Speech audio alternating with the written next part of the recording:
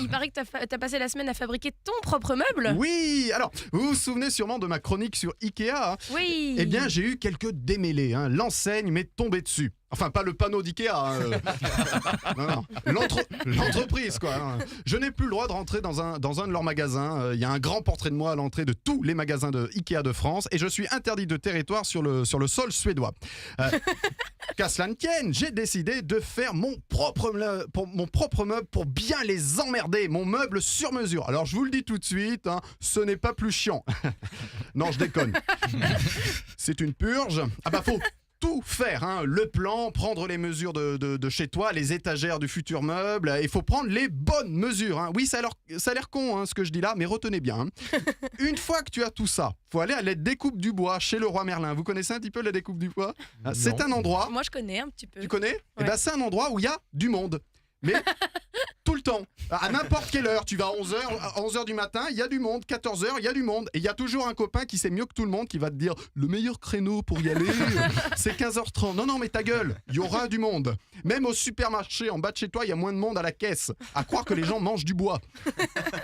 Alors une fois que tu as tes planches, 3 heures après, tes planches de bois avec les bonnes mesures, hein. Non, mais retenez, hein. Tu rentres chez toi, tu mets tes vêtements de travaux, hein, parce qu'on en a tous, hein. Tu montes ton meuble sur mesure, alors tout se passe bien, tu galères pas trop à visser, le meuble commence à ressembler au plan, les portes sont bien placées, l'étagère des livres est au bon endroit, sauf que t'as pas pensé à une chose, mais une seule, c'est l'épaisseur du bois. Je vous l'avais dit, rappelez-vous, les bonnes mesures. L'étagère pour les livres, plus aucun livre ne passe. Bon, moi j'en ai que 3 chez moi, hein. Et pas des livres sur le bricolage, hein. Mais t'es malin, tu te dis je décale, sauf que l'étagère d'en dessous sert à mettre les DVD qui ne rentrent plus. Je vous rappelle que c'est du sur-mesure. Et pourtant, c'est pas grand-chose, 3 mm. 3 mm, c'est 30 balles dans la gueule.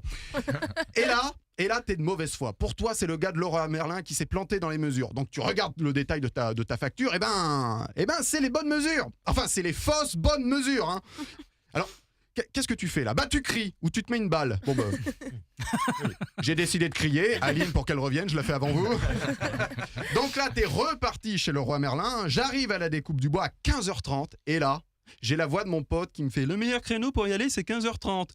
Eh bien, pas du tout. Il y avait encore plus de monde. Et encore, au début, je voulais faire un meuble avec de la récup. Alors, c'est bien de dire ça, hein, je fais de la récup, tu vois, ça fait bobo, gaucho, écolo, tu vois. La récup, ça veut surtout dire qu'il va te manquer des trucs à un moment. Une planche en moins, pas assez de peinture, des vis pourries, tu vas finir ça au nœud de chaise, tu vois. Alors, je l'ai fini, ce meuble, j'ai attaqué lundi à 9h du matin, j'ai fini hier à 2h30 du matin. Vous voyez, hein, ça m'a pas pris la semaine. Bravo.